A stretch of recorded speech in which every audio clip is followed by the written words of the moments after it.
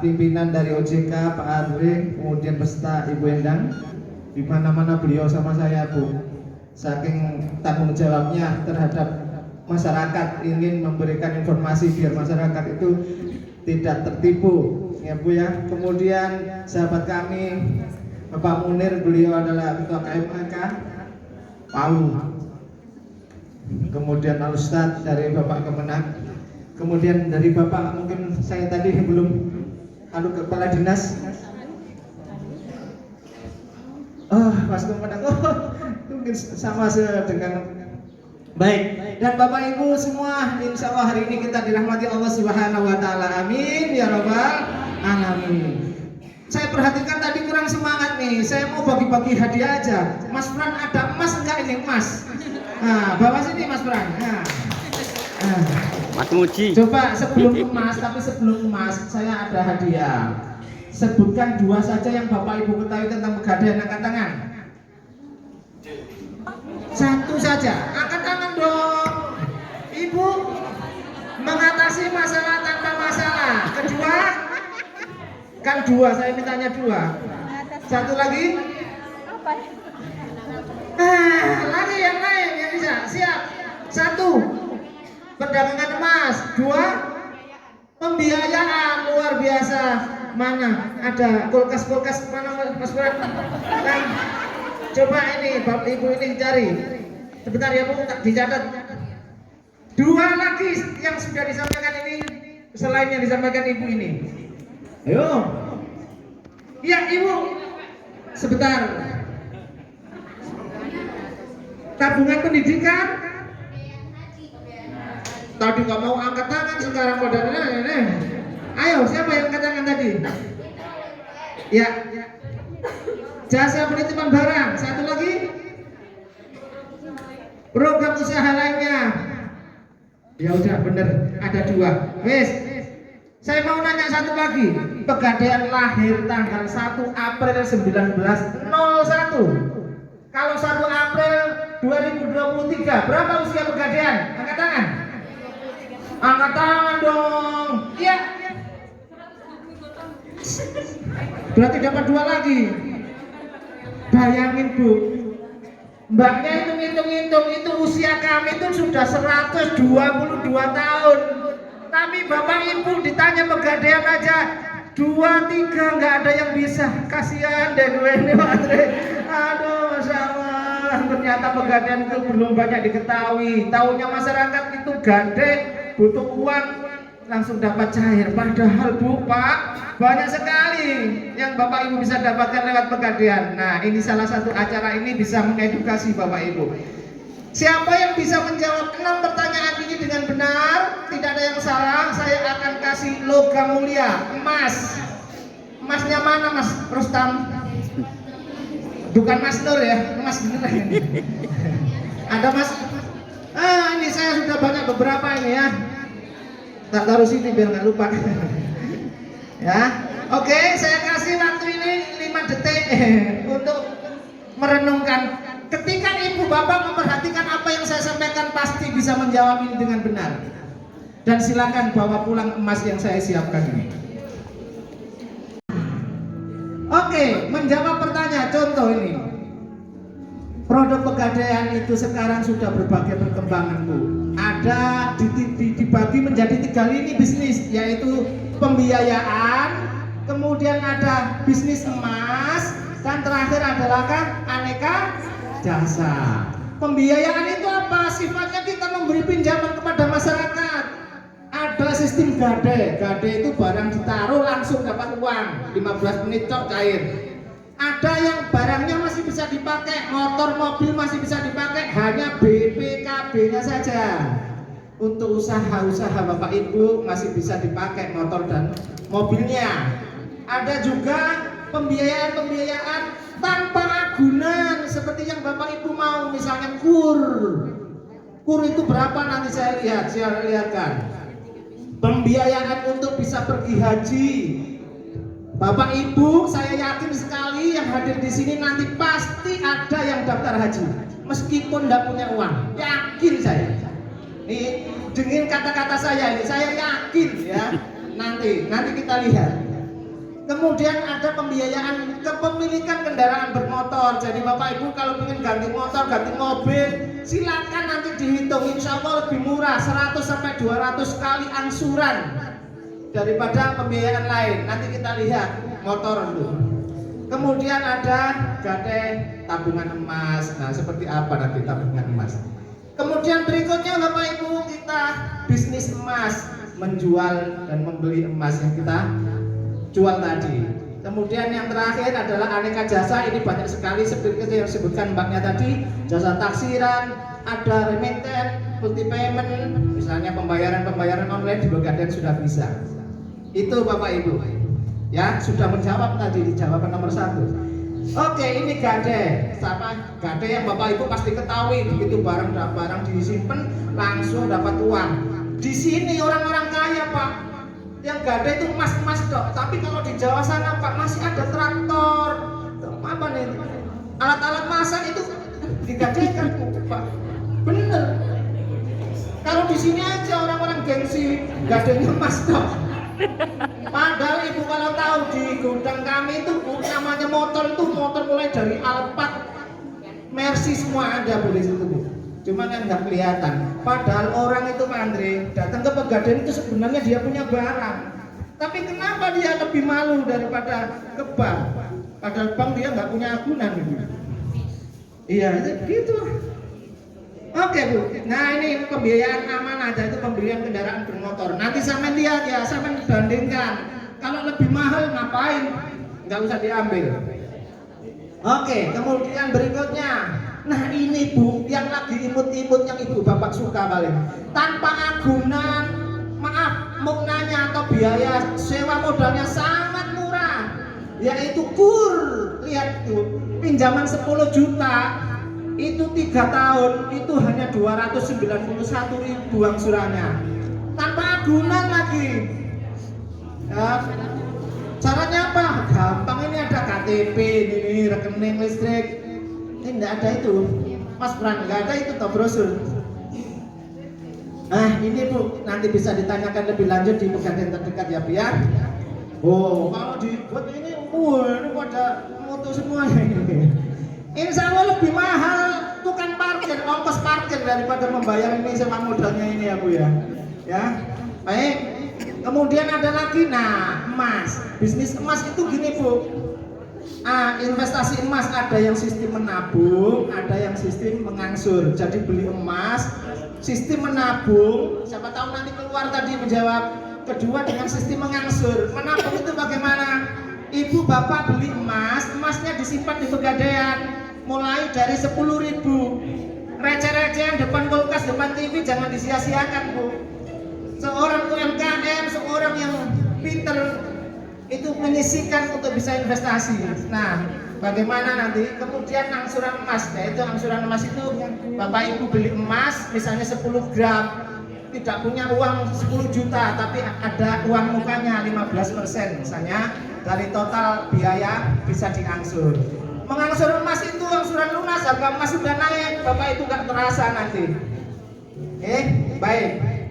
Nah, kemudian ada tabungan emas, ada asuransi, beli emas 1 gram, 2 gram itu uang mukanya hanya 100, hanya 200, diangsur itu per bulannya 79. Ini dapat asuransi jiwa namanya emasku, kecil-kecil aja Bu. Nah semuanya itu bisa kita transaksikan lewat Pegadaian Digital Service Bu. Kalau di internet itu ada e-mobile, ada internet banking, di Pegadaian juga ada namanya Pegadaian Digital Service, ada di Play Store. Silakan Ibu Bapak lihat dan install. Nah, ayo kita mulai ini bermateri. Itu tadi baru pengenalan Bu. Di antara 3 profesi ini siapa yang lebih kaya? Pengusaha. Kenapa setiap saya seminar selalu pengusaha yang dipilih? Emangnya saya kayak saya pegawai negeri nggak boleh kaya? Ada nggak pengusaha yang sampai maaf di penjara karena bangkrut? Ada apa enggak? Kok nggak ada sih Bu? Banyak sekali orang pengusaha yang sampai gulung tikar, sampai di penjara, nggak punya bisa untuk bayar. Tapi ada nggak seorang pegawai yang bisa kaya? Banyak. Korupsi. Tidak Bu, yang baik juga banyak. Pak, tenang Pak, sama Pak kita Pak. Apa yang kami korupsi? Ternyata Bu, ternyata sih tidak hanya pengusaha Bu yang bisa kaya, semua bisa kaya karena kekayaan tidak diukur dari seberapa banyak penghasilannya, tapi diukur dari seberapa banyak investasinya. Ayo, sampai di sini setuju apa setuju? Jadi berapapun penghasilan Bapak Ibu ketika habis gajian, habis panen, habis usahanya kurang mapan, terus hilang begitu saja, habis begitu saja. Bisa kaya enggak seperti itu? Tetapi ketika Ibu punya penghasilan sedikit-sedikit, tapi ada yang bisa diinvestasikan, nanti lama-lama Ibu akan menjadi merdeka finansialnya. Maksudnya merdeka ini kalau butuh apa-apa sudah tidak banyak permasalahan, tinggal geser-geser, tinggal jual-jual, sudah ada. Jadi ini setuju ya, kekayaan tidak diukur dari seberapa banyaknya penghasilan, tapi diukur seberapa banyak investasinya. Kalau setuju saya lanjutkan, setuju ya? Oke, berarti kita semua bisa kaya kan Bu? Bisa, jangan hanya pengusaha aja. Nah, ada beberapa macam investasi yang Bapak Ibu kenal. Ada properti, ada saham, deposito, asuransi, emas dan semuanya. Ini semuanya bagus Bapak Ibu, tapi tergantung kemampuan Bapak Ibu punya. Beli rumah, properti, beli tanah bagus, tapi apakah kita punya uang sebanyak itu untuk bisa beli itu? Tentu harus dihitung dengan kemampuan. Oke? Untuk main saham ini diperlukan pengetahuan mikro makro, dibutuhkan pengetahuan perkembangan politik sehingga itu akan mempengaruhi harga saham. Bagi mereka yang tidak paham itu akan bahaya. Ini memerlukan effort yang luar biasa, harus paham betul. Deposito, Ibu Bapak punya uang disimpan di salah satu bank bagus, tapi ada jatuh temponya kan, tidak bisa diambil sewaktu-waktu kan Bu? Iya, bagus Bu. Tahun 80 uang 1 juta itu sudah bisa beli motor Bu, tapi sekarang uang 1 juta hanya bisa dipakai untuk beli ini loh Bu. Iya kan? Hanya bisa dipakai untuk sepeda ontel kecil itu Bu. Berarti Bu, kalau kita simpan dalam bentuk uang, lambat laun nilai uang semakin hari semakin naik atau semakin turun? Oh, kan langsung naik, langsung turun. Ini apa nih? Aduh.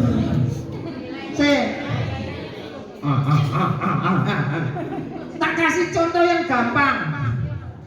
Ibu punya uang 20.000. Dulu waktu zaman 5 tahun yang lalu masuk pasar Bu, sudah dapat lauk, sudah dapat beras, sudah dapat nasi.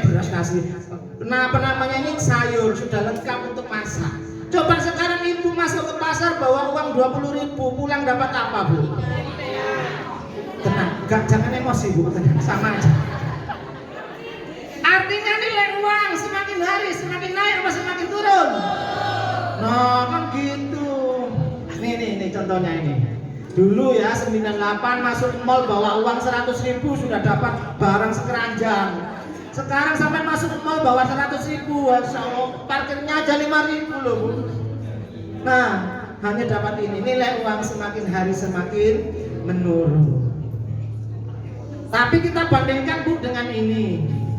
Ketika zaman Rasulullah Bu, 14 abad yang lalu bagi umat Islam, itu untuk membeli 1 ekor kambing itu hanya butuh 1 koin dinar ini Bu. 1 koin dinar ini uang ratusan klutik itu, tapi emas, namanya dinar. Itu beratnya 4,25 gram, karatasenya 22 karat. Seiring jalannya waktu harga kambing kan tiap tahun naik ini Bu. Sekarang yang siap dijadikan korban berapa harga kambingnya? Sing pantes 3,5 ada dapat, 2,5 juta masih ada. Oke, 2,5 sampai 4 juta Bu. Seiring jalannya waktu ini harga kambing naik terus bertahun-tahun, naik lagi. Sama dengan saya ganti harga kambing dengan harga pendidikan anak. Tiap tahun naik.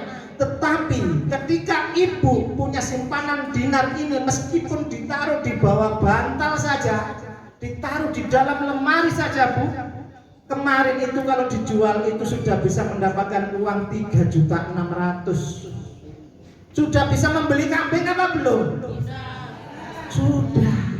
Artinya apa?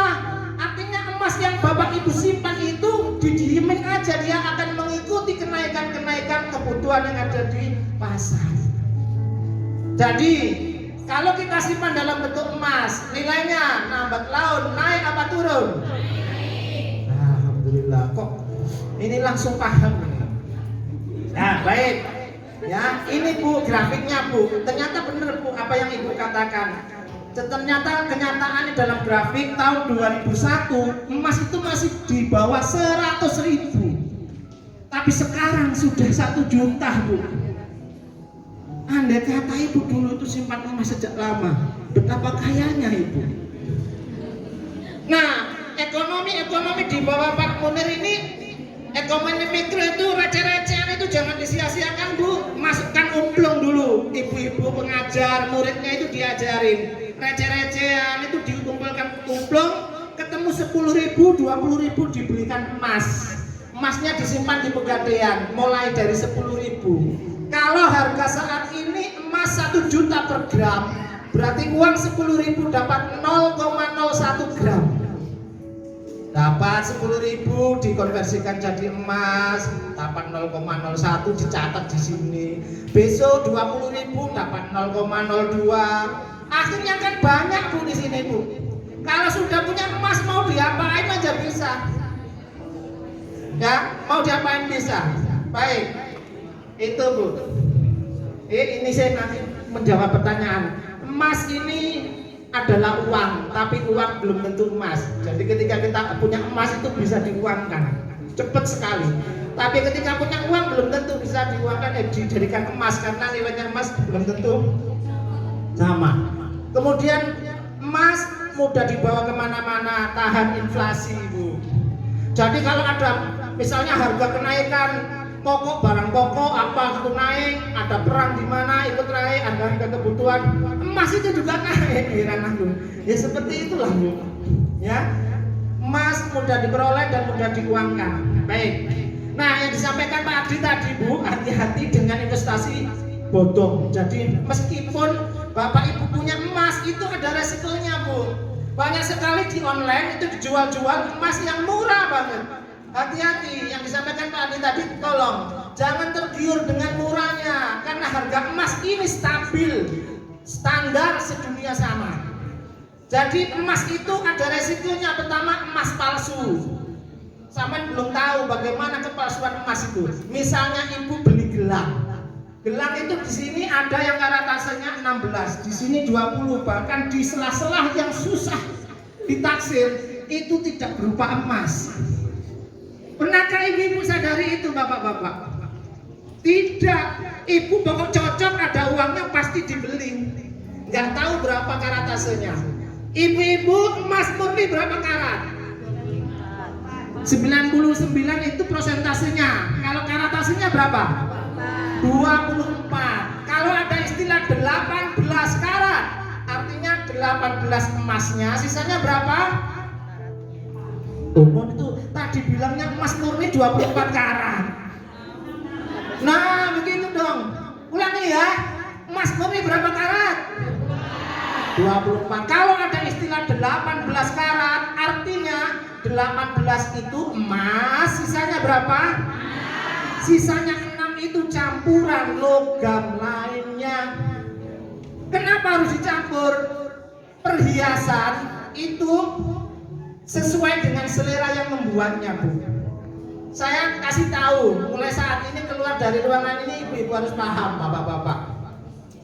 Sifat emas murni 24 karat itu kalau kena panas agak letoy, ketatap itu penyok, ya toh? Sehingga tidak memungkinkan jika emas murni 24 karat itu dibuat perhiasan. Nanti kan ya jelek, akhirnya ketata penyok, kena panas letoy, akhirnya berubah bentuk. Maka dicampurlah dengan tembaga, dengan logam-logam lain biar keras. Kalau yang kemerah-merahan itu dicampur dengan tembaga. Kalau yang agak ke kuning-kuningan dicampur dengan perak. Berapa campurannya itu tentu mempengaruhi harganya kan Bapak Ibu. Otomatis semakin campurannya banyak emasnya semakin mahal. Maka ada istilah, ada emas Hongkong, emas Jo, emas Nur dan sebagainya, emas Malaysia. Sebenarnya itu bukan karena di sana itu ada istilah emas Jo, emas Nurnya, tapi emasnya lebih banyak daripada campurannya. Gitu. Jadi ibu mulai sekarang kalau beli emas harus tahu kadarnya ini berapa karat, berapa persen. Kalau ada yang nakal ya silakan, itu urusan sama Tuhan. Tapi yang penting ada informasi, oh ini 18 karat. Oh harga 18 karat itu berapa per gramnya. Bapak Ibu bisa beli. Paham ya Bapak Ibu? Oke, lanjut. Seneng gini. Nah sekarang Bapak Ibu, kalau Bapak Ibu sudah punya emas, itu mau diapakan saja bisa. Mau kebutuhan anak sekolah, mau modal usaha bisa. Wong hanya 10.000 saja loh beli emas itu, ya kan? Tadi ibu bapak sudah berpendapat ternyata lebih enak nabung emas daripada nabung uang. Tapi boleh sebagian dalam bentuk uang, sebagian dalam bentuk emas. Ya Bapak Ibu, idealnya begitu. Idealnya kalau kita menaruh telur jangan dalam satu keranjang kan gitu. Biar nanti kalau jatuh nggak habis hampir semuanya. Oh ada persediaan di rumah. Ya begitu Bu. Oke. Nah sekarang Bu, apa keistimewaannya ibu-ibu kalau sudah punya emas?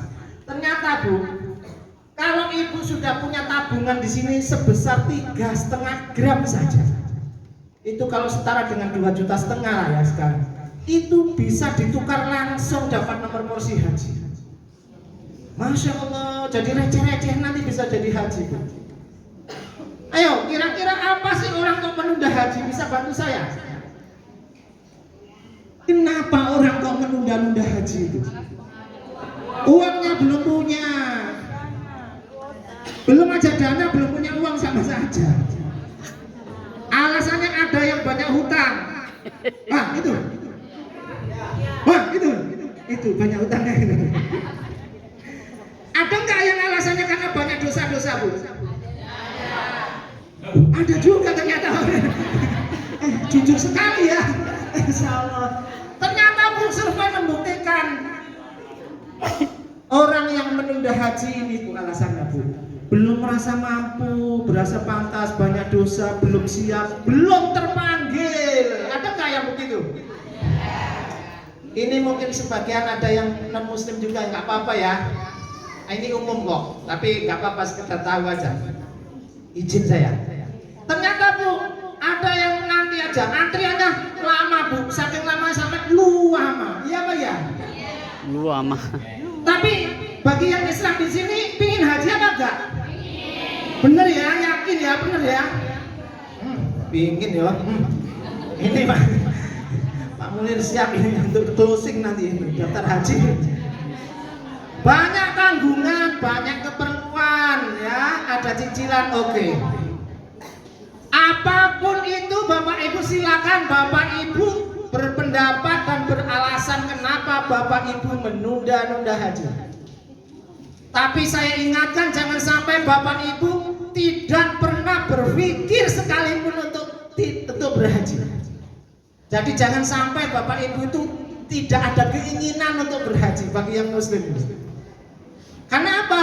Karena ketika Bapak Ibu keburu meninggal dan belum pernah sempat berniat untuk haji, meskipun akan dihajikan oleh ahli waris, Bapak Ibu meninggal dianggap tanpa haji karena nggak ada niat.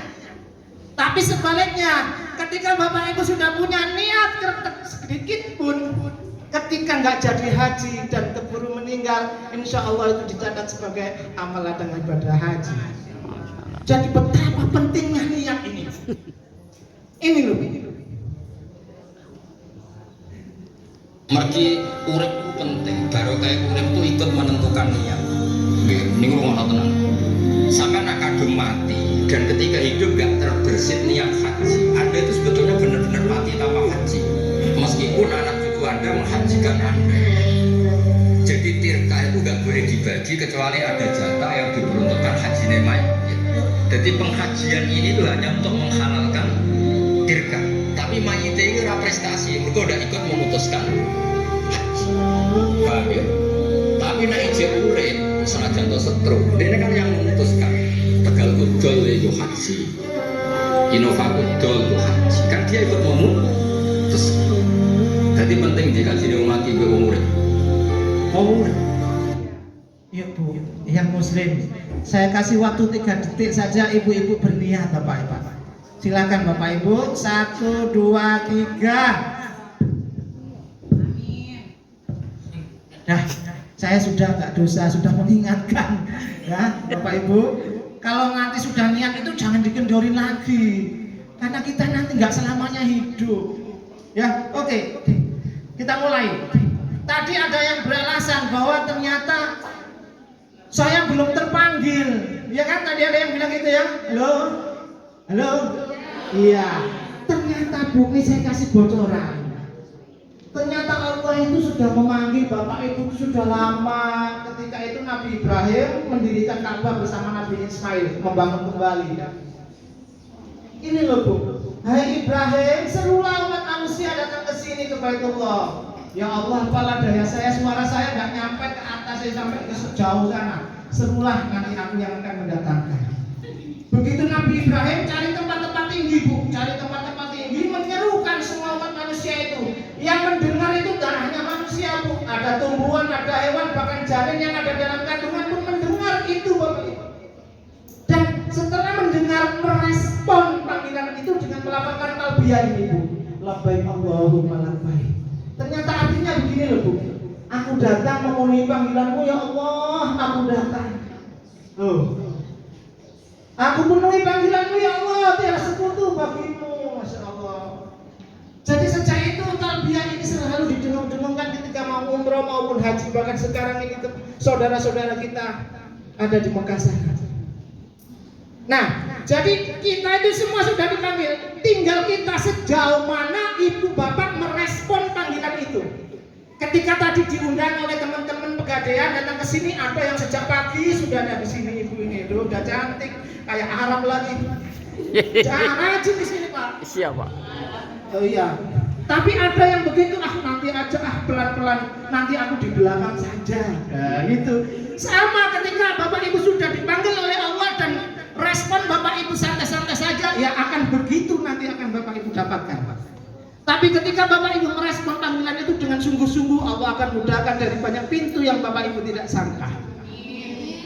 Mungkin dari itu, mari saya ajak ibu-ibu untuk merespon panggilan Allah. Ya, berniat untuk haji Bapak Ibu. Niatin sungguh-sungguh, ya. Kalau pengen nangis-nangis saja. Siapa tahu ini hidayah. Bagi yang non muslim mungkin untuk mendengarkan saja nggak apa-apa.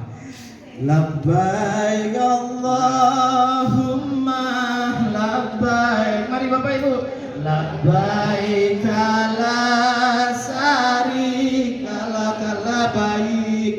Innal hamda wan ni'mata lak wal mulka la syarika lak. Mari Bapak Ibu niatkan sejenak Bapak Ibu, tinggalkan sedikit dunia kita. 1 menit 2 menit ini kita talbiyah bareng-bareng. Semoga ini menjadi awal kita bisa menyegerakan untuk menyempurnakan Islam kita. Labbaik Allahumma labbaik. Labbaik la syarika lak labbaik. Innal hamda wa ni'mata lak wal mulka la syarika lak. Pergi haji ke tanah suci, menjemput panggilan ilahi dengan penuh syukur di hati, menggapai bahagia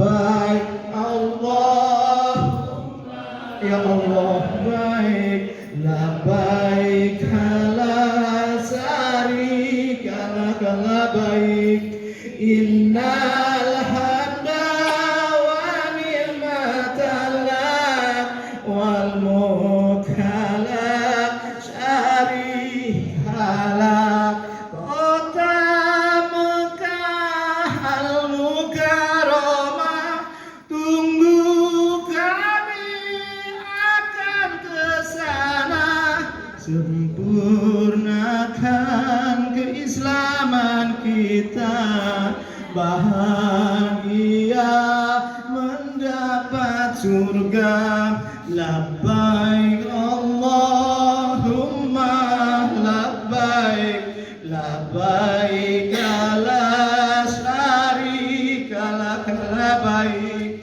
innal hamda wa ni'mata lak wal mulka la syarika lak.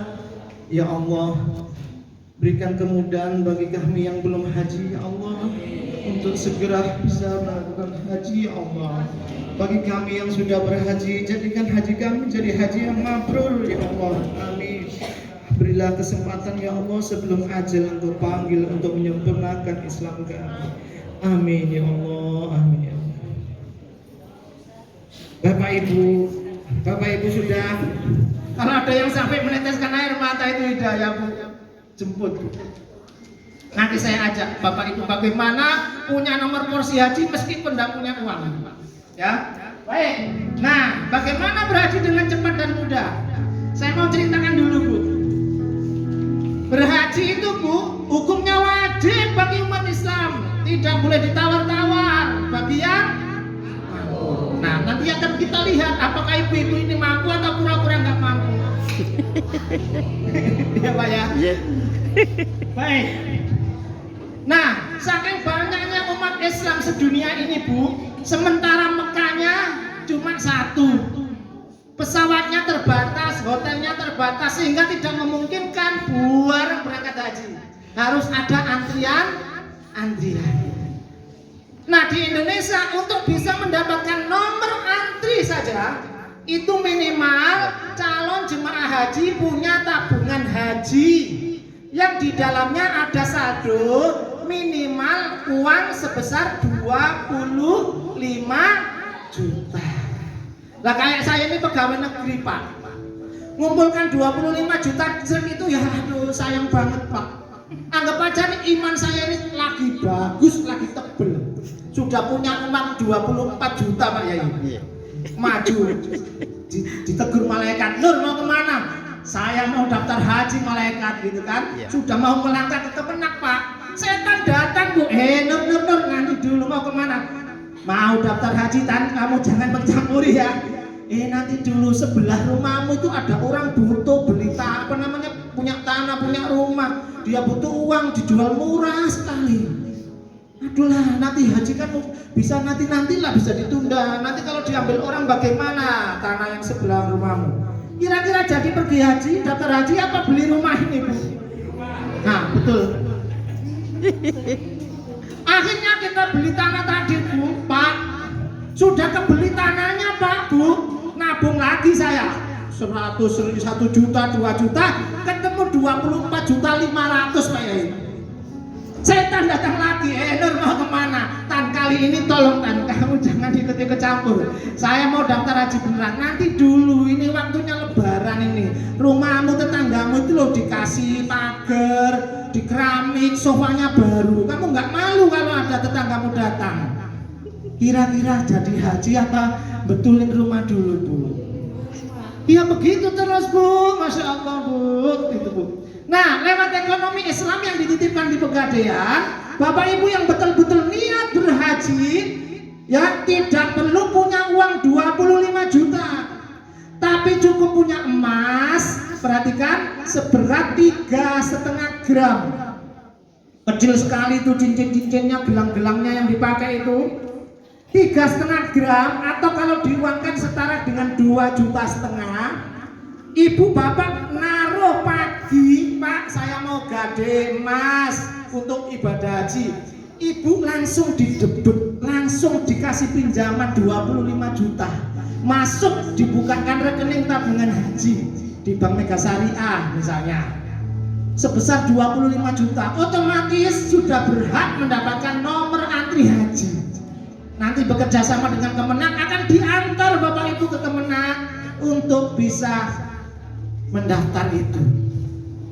Jadi insya Allah 1 hari 2 hari sudah bisa mendapatkan nomor antri haji asal persyaratan administrasinya sudah lengkap.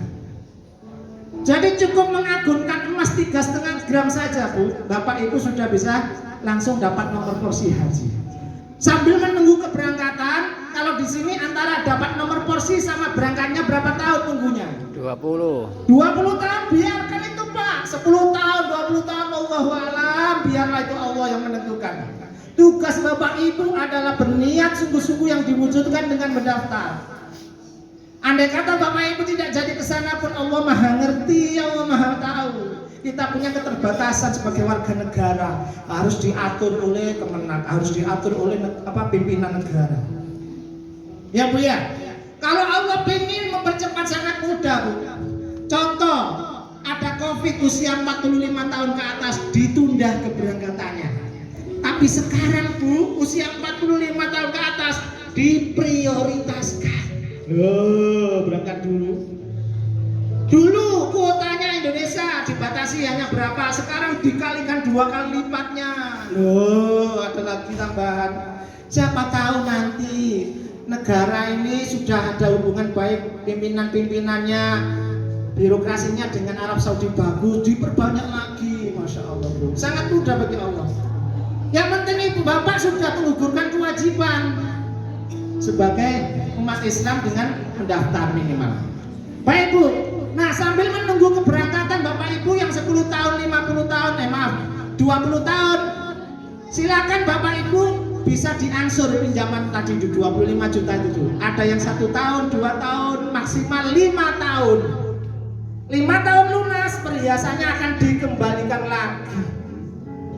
Bapak Ibu lupa dengan pegadaian. Semua nanti akan diurus oleh Kemenak. Ya, semua diurus. Kami pegadaian tidak punya hak untuk mendahulukan apalagi menunda. Semua diatur oleh pemerintah. Nah, berhaji dengan emas. Jadi UMKM-nya sudah lancar, punya tabungan lancar dan bisa menyempurnakan Islamnya. Masya Allah Bu, bahagia dunia akhirat Bu, merdeka finansial benar-benar tidak hanya di dunia Bu. Ya, nih kira-kira Bu, nah sambil menunggu keberangkatan Bapak Ibu, usia yang bisa ikut program ini minimal 12 tahun anak-anaknya. Kalau Bapak Ibu sudah berhaji, anak-anaknya usia 12 tahun minimal. Untuk menghajikan orang tuanya minimal usia 65 tahun saat angsuran lunas.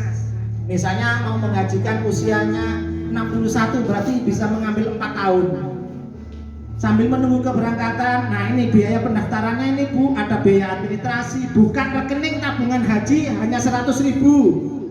Ada imbal jasa kafal ini asuransi, sehingga total biaya pendaftaran misalnya ambil 1 tahun 440. Tetapi untuk saat ini ada promo 270 ini digratiskan. Jadi kalau Ibu bayar 1 tahun, ambil 1 tahun hanya bayar 170 ditambah dengan perhiasan yang Ibu agunkan tadi, langsung dapat nomor porsi haji. Sambil menunggu keberangkatan, Ibu Bapak silakan mengangsur ini. Ada yang 1 tahun, 2 tahun, maksimal 5 tahun. Pinjaman 25 juta dibagi, misalnya ambil 5 tahun kan 60 nih, jadi 416. Nah, di sini ada biaya mukna Bu. Biaya mukna itu begini Bu, biaya titipan, biaya pemeliharaan barang yang Ibu Bapak titipkan tadi, yang agunkan tadi. Kenapa kok harus ada biaya mukna? Kami mempunyai modal, sudah kami beri pinjaman kepada Bapak Ibu. Bayangin kalau semua ini daftar 25 juta kali sekian, otomatis modal kami kan habis Bu. Sementara umat Islam di seberang sana di sana-sana juga ingin mendapatkan nomor porsi yang sama. Biar sama-sama datang ke sana, ibu bapak punya kewajiban gotong royong membayar mukna, biar pemeliharaan barang itu biar nggak riba. Nah nanti itu bisa kami pinjamkan ke muslim yang lain. Jadi ekonomi Islam itu terus bukan berarti gratis gitu Bu. Pinjam 25 kembali 25 diangsur lagi. Lah yo gak jalan ekonominya. Harus ada saling menguntungkan tetapi tidak memberatkan dan bisa mendapatkan kesepakatan bersama. Nah begitu Bu, kalau ambil 5 tahun angsurannya per bulan total 667. Insya Allah lebih murah ini daripada nyicil motor ini Bu. 5 tahun lunas, perhiasannya dikembalikan lagi. Pak, misalnya saya ambil 5 tahun, kok 2 tahun sudah lunas, ya otomatis muknanya tidak dihitung semuanya Bu. Ya, tidak dihitung semuanya. Baik. Kira-kira beli rumah dulu, haji dulu apa mobil dulu Bu? Nih, mobil dulu, haji dulu apa rumah dulu Bu? Rumah, mobil dulu. Iya apa ya? Ya nggak apa-apa, namanya cita-cita kok ya. Nggak apa-apa Bu, Bu, nggak apa-apa. Kalau ibu saya kasih Bu, ya rumah, ya mobil, ya haji, kira-kira mau nggak Bu? Nah itu, disuruh milih satu, milih semuanya. Coba Ibu, Allah sudah janji Bu, ketika Bapak Ibu mendahulukan ibadahnya, jangankan rumah Bu, jangankan mobil, jangankan jodoh, jangankan apa hajat-hajat yang belum Bapak Ibu dapatkan. Sangat mudah bagi Allah untuk memenuhi itu Bu. Ibu tahu punya usaha di pasar, ada toko. Siapa yang menggerakkan hatinya orang sehingga mau beli di tokonya Ibu? Allah Bu. Ibu merasakan sejuknya air hujan. Allah datangkan dari laut menguap, diambil oleh mendung-mendung, ditempatkan di depan rumah Ibu. Allah itu dalam surat Al-Waqiah itu, kalau seandainya saya mau, saya jadikan air hujan itu jadi asin, bagaimana Bapak Ibu? Kita sudah kehilangan, aduh. Jadi Allah berkuasa sangat sekali. Jadi jangankan rumah, jangankan mobil ya Allah, kecil banget Bapak Ibu. Silakan Bapak Ibu coba. Bapak Ibu daftarkan haji, dulukan ibadahnya. Sangat mudah bagi Allah untuk memenuhi itu. Baik Ibu. Nih Bu. Tidak ada satupun ayat yang mewajibkan kita beli rumah, tapi ada ayat yang memerintahkan kita berangkat ke sana. Walillahi 'alan nasi hajjul baiti man istata'a ilaihi sabila. Pergi haji jika mampu. Iya. Banyak orang mampu tapi nggak mau. Iya. Banyak orang mampu tapi tidak memprioritaskan. Betul ya Bu? Mahal Ustaz. Boleh bilang mahal kalau nggak diganti. Ini diganti sama Allah bilang mahal. Mobil Avanza 800 juta. Mahal nggak? Mahal. Mahal. Tapi kalau kelanjutannya, belilah Avanza ini 800 juta. Nanti tahun depan saya ganti 1M. Kira-kira itu mahal murah? Apa kata Nabi SAW? Fa innahu mayanfi'anil faqra wadh-dhunub. Itu haji umroh, itu menghilangkan kemiskinan. Diganti sama Allah. Tuh Bu, kalau sudah usahanya sudah maju, cobalah Bu untuk menyempurnakan Islamnya. Kehebatan ibu bapak ya, kesuksesan bapak ibu di dunia nanti itu nggak akan dibawa mati Bapak Ibu. Kita meninggal nanti hanya sendirian. Justru amal-amal yang seperti ini yang akan menemani kita, yang membuat kita bahagia Bapak Ibu. Ya, baik Ibu, saya mau tanya ini, tinggal 5 menit lagi saya mau tahu kira-kira kita ini mampu apa pura-pura tidak mampu? Mampu. Oke. Kebutuhan manusia itu ada 2, primer dan sekunder kan ya Bu ya. Kita mulai kebutuhan primer dulu. Ya. Kebutuhan primer itu apa saja Bu? Sandang, pangan, papan. Kita mulai dari pangan dulu Bu. Penting perut. Kalau nggak makan kan ya nggak bisa ngapa-ngapain. Saya mau nanya, berapa piring sehari perut Bapak Ibu muat? 3 kalau nggak diet Bu. Diet itu kecil, nasinya semet tuh. Ya Pak ya. Coba bu anget-anget dikasih dengan sambal kecap, sambal tomat, sebelahnya ada teh es, dipenyet-nyet, gimana rasanya bu? Wah enak bu. Tapi gaya kita kan enggak, kalau enggak McD, kalau enggak seafood, kalau enggak, Masya Allah. Nah, boleh bu sekali waktu, tapi 1 tahun ini aja, 1 tahun ini aja ibu sisihkan sedikit untuk bisa beribadah haji, menabung harum haji itu. Jadi saya mau nanya jujur, kebutuhan pangan bapak ibu mampu apa mampu? Tidak ada yang kelaparan ya Pak Kadis ya? Oke, habis itu kebutuhan sandang, kan pangan sudah. Kalau sandang penting, kalau nggak pakaian kan lucu, betul gitu kan?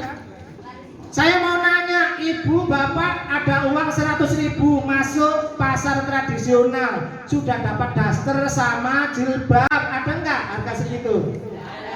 Ya, saya tambahin 150. Ada, tapi gaya kita kan nggak, kalau nggak merek Zara, merek Rabani, ayo mana? Iya Pak ya? Padahal itu mahal loh bu, ratusan bahkan ada jutaan. Satu lagi nih Pak Yai, saya kasih buka aja. Nanti bapak-bapak, ini rahasia untuk ibu tapi kita bongkar aja Pak. Di lemari pakaian ibu-ibu itu, sampai buka nanti sampai rumah. Namanya jilbab itu Pak, Masya Allah banyak sekali. Itu dipakai sesuai dengan tanggal lahir dan warna sepatu. Iya Pak Yai ini? Iya. Jadi kebutuhan sandang bapak ibu lebih mampu apa mampu?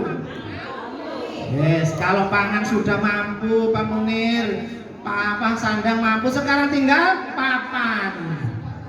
Bu, rumah tipe RSSSSS itu ya, rumah sederhana susah sekali selonjornya. Itu sebenarnya Bapak Ibu, kalau dibersihkan, dikasih tumbuh-tumbuhan hidup, dibuat ngaji sama anak istri itu Masya Allah Bu, itu enak banget Bu. Emangnya Bapak Ibu kalau tidur harus butuh lapangan, seluas lapangan voli begitu? Tidur muter-muter dulu baru tidur. Gaya hidup ibu kan enggak, kalau enggak keramik, terus enggak tangga 2, enggak ada pagernya, bukan dikatakan rumah. Padahal Bu, ya Allah Bu, itu sudah cukup Bapak Ibu. Saya yakin banget Pak Kadis di sini kebutuhan papan sudah mampu apa mampu? Mampu. Halo? Pak, saya belum punya rumah ikut mertua. Pak, saya belum rumah ikut saudara. Apa bedanya Bapak Ibu nggak punya rumah tapi bisa menikmati rumah itu dibanding dengan Bapak Ibu punya rumah tapi nggak bisa menikmati rumah itu? Betul kan? Ibu bapak nggak harus punya rumah, yang penting bapak ibu nikmatin, itu sebetulnya rezeki yang sejatinya bapak ibu. Apa artinya saya punya rumah? Saya punya rumah di Jawa tapi nggak bisa nempatin Bu. Masya Allah Bu. Sebenarnya itu kita itu begitu, ya. Baik. Kalau bapak ibu sandang sudah terpenuhi, papan terpenuhi, makan terpenuhi, dan bapak ibu menunda untuk haji, itu hukumnya dosa Bu. Orang yang sudah punya bekal haji kok kemudian belum haji, hukumnya adalah dosa dan dia wajib haji. Adapun kapan waktunya, ini karena wajib haji itu adalah tarohi, tidak langsung di saat dia kaya langsung haji. Pokoknya wajib haji sampai sebelum mati. Lah matinya kita kan nggak tahu, jangan sampai mati belum haji. Maka dari itu kita wajib melaksanakan penggantinya haji dulu sebelum berangkat haji, namanya azm. Baru orang tersebut dianggap tidak dosa menunda asalkan sudah ada azm. Azm itu adalah semangat di dalam hati, niat yang kuat. Saya harus, termasuk ditandai dengan mendaftar dan menyicil nabung. Itu adalah termasuk azm. Kalau sudah azm tidak dosa. Hajinya kapan? Boleh tahun depan, boleh berikutnya. Suruh daftar nggak mau, daftar tuh.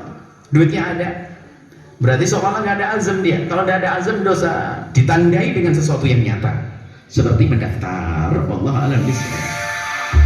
Kalau di hati kecil bapak ibu masih ada merasakan tidak mampu, ayo saya ajak ibu bapak jalan-jalan ini. Lihat, ternyata seorang tukang becak bisa naik haji Pak. Sementara kita ini yang sudah pakai seragam, sudah punya sawah, sudah punya motor lebih dari 1 di rumah, kalah sama dengan seorang tukang becak. Lihat Bu, ini seorang buruh tani miskin. Lihat komennya di bawah Bu.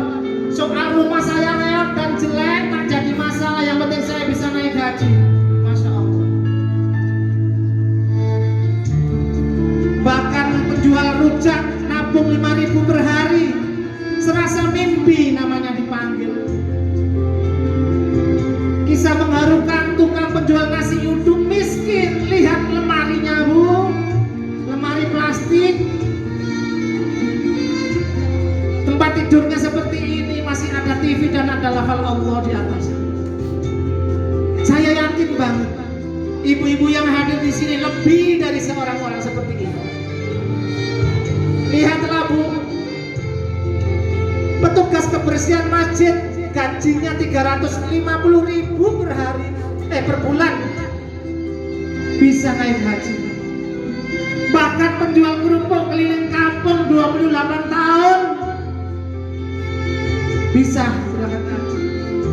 Sementara kita yang sudah diberikan kelebihan rezeki ini tidak ada terbesit untuk berhaji, berarti ada yang salah dengan kita Bapak Ibu.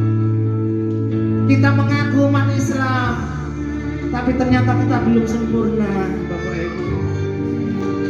Lihatlah Bapak Ibu, andai kata Bapak Ibu daftar sekarang dan harus pergi haji seusia ini tidak masalah. Harus digendong oleh petugas haji, harus dibopong, Masya Allah Bapak Ibu. Lihatlah mempelai ini usia tua diberi kesempatan Allah bisa berhaji, Masya Allah Bapak Ibu. Inilah tangisan-tangisan keharuan ketika seorang tukang becak bisa naik haji, seorang kuli, seorang buruh tani miskin, seorang penjual rujak. Ternyata Allah tidak memanggil orang yang mampu Bapak Ibu, tapi insya Allah memampukan orang yang dipanggil. Orang yang dipanggil orang yang bagaimana? Orang yang merespon panggilan Allah tadi, minimal lewat pendaftar Bapak Ibu. Jadi Bapak Ibu jangan berharap saya niat tapi belum diwujudkan. Ayo Bapak Ibu, kehebatan Bapak Ibu, pangkat jabatan yang Bapak Ibu punyai ini tidak ada artinya apa-apa Bapak Ibu. Justru ibadah-ibadah inilah yang akan membawa kita menjadi bahagia ketika kita sudah meninggal nanti Bapak Ibu. Lihatlah Ibu, Masjidil Haram indahnya luar biasa. Sholat di Masjidil Haram lebih utama daripada 100.000 sholat di masjid lainnya. Di tengah-tengah ini ada Ka'bah yang selama ini menjadi kiblat kita Bapak Ibu. Dalamnya seperti ini, kita nanti akan tawaf bersama orang-orang kita tercinta. Ada istri, ada anak, bergandengan tangan. Bismillah, Allahu Akbar, Subhanallah, Alhamdulillah, wala ilaha illallah. Kemudian kita istirahat setelah 7 kali putaran Bapak Ibu tawaf. Sholat sunnah di belakang makom Ibrahim, telapak kaki Nabi Ibrahim ketika itu membangun Ka'bah bersama Nabi Ismail Bapak Ibu.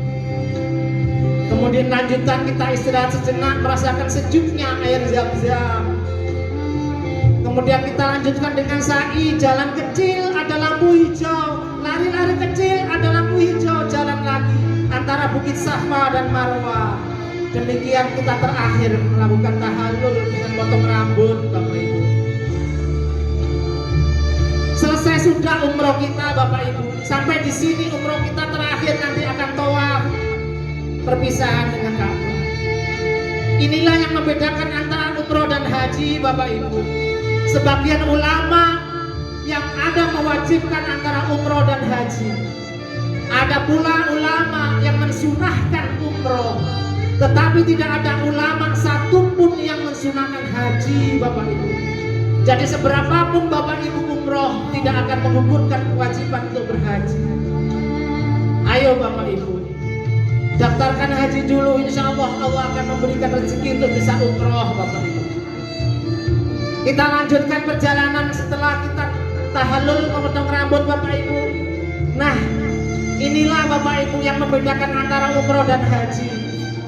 Ketika haji nanti kita akan wukuf di Arafah. Lihatlah Bapak Ibu, sudah tidak ada lagi si kaya si miskin, sudah tidak ada lagi pejabat bawahan, sebuah melebur dalam satu balutan kain ihram.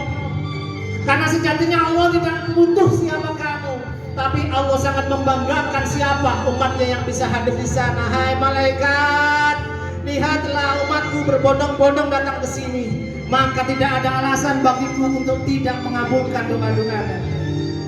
Inilah tempat-tempat mustajab untuk berdoa Bapak Ibu. Nanti setelah sholat duhur ada khutbah, Di sanalah sampai tergelincirnya matahari terbenam, waktu yang afdol untuk memanjatkan doa.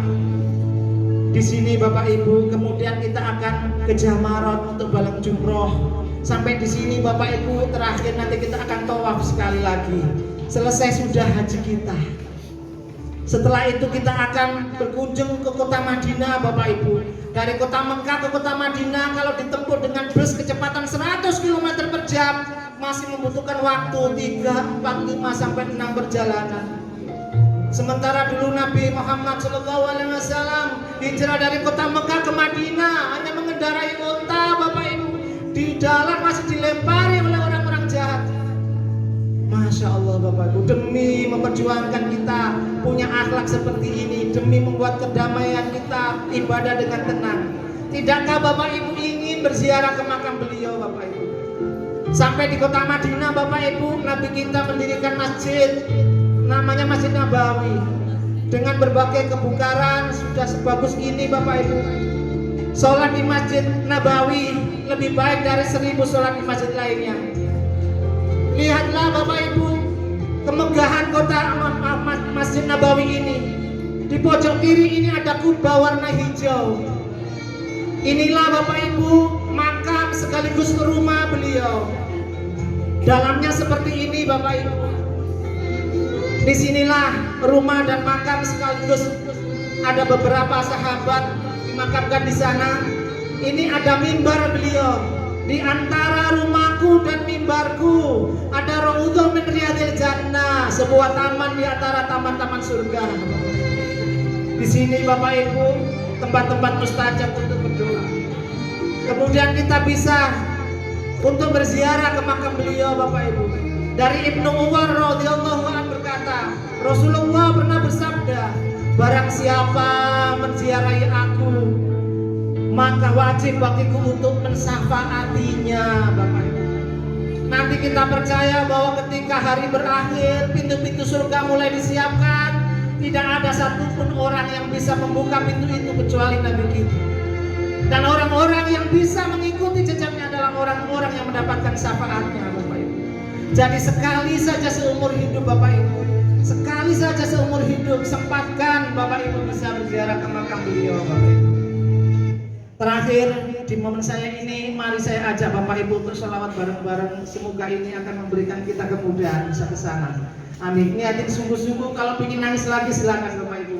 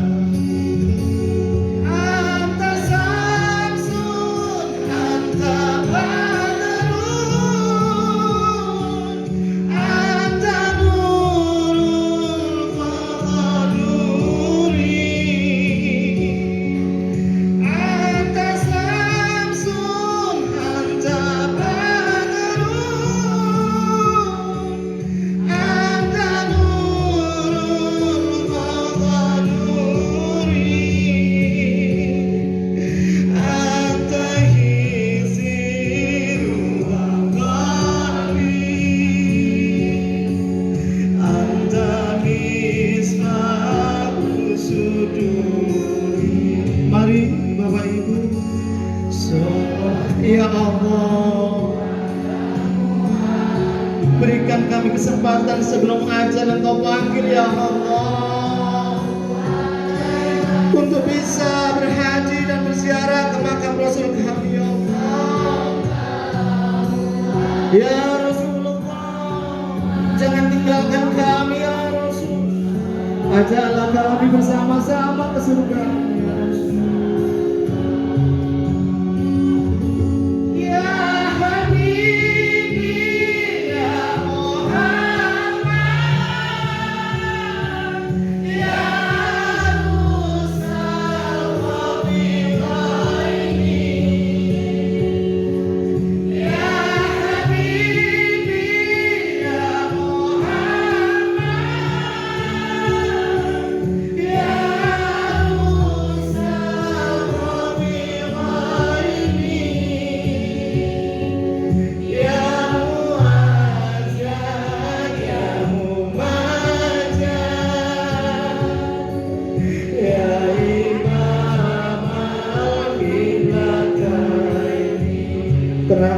Bapak Ibu.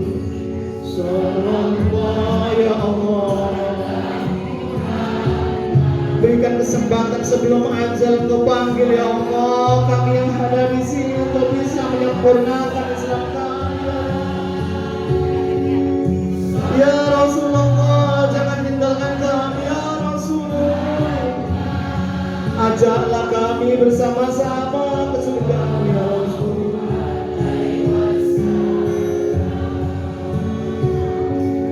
Sallallahu alaihi wasallam. Bapak Ibu, apapun yang terjadi Bapak Ibu harus pergi berhaji Bapak Ibu. Apapun yang terjadi Bapak Ibu, ternyata Bapak Ibu, haji tidak ada balasan yang pantas diberikan bagi haji yang mabrur kecuali surga Bapak Ibu. Bahkan haji itu akan menghilangkan kemiskinan. Bahkan haji akan mendapatkan amal utama seperti jihad dan menghapus dosa-dosa serta terkabulnya doa-doa Bapak Ibu. Mari Bapak Ibu tekadkan niat Bapak Ibu. Sampai ketemu, sampai berjumpa di depan pintu Ka'bah Bapak Ibu. Jazakumullah khairan katsiran Bapak Ibu. Aplaus yang meriah untuk kita semuanya Bapak Ibu.